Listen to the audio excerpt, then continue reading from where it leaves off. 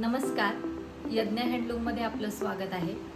आपण आज एक इन्फॉर्मेटिव्ह व्हिडिओ पाहणार आहोत की येवला पैठणी आणि साऊथमेड पैठणी। साऊथमध्ये देखील हातमागावर पैठण्या विणल्या जातात, ज्याप्रमाणे आपल्या इथे येवल्यामध्ये पैठण्या विणल्या जातात।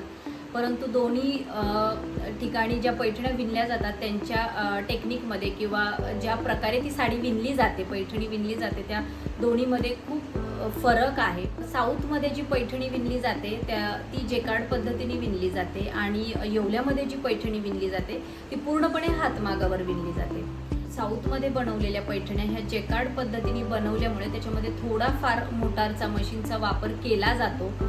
ती हातमागावर विणलेली असते, साऊथमेड असते, सिल्कची असते।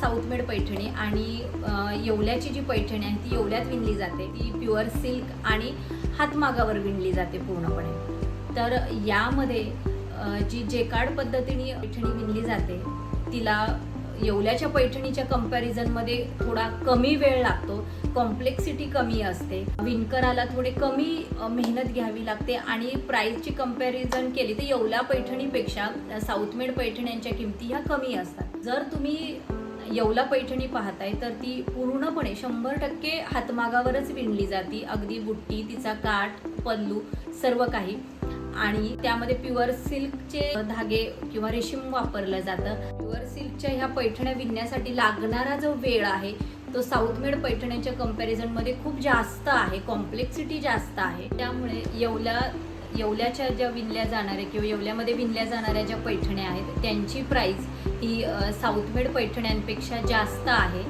आणि त्या तुलनेमध्ये साऊथला बनवल्या जाणाऱ्या पैठण्या ह्या थोड्याशा स्वस्त आहेत। धन्यवाद।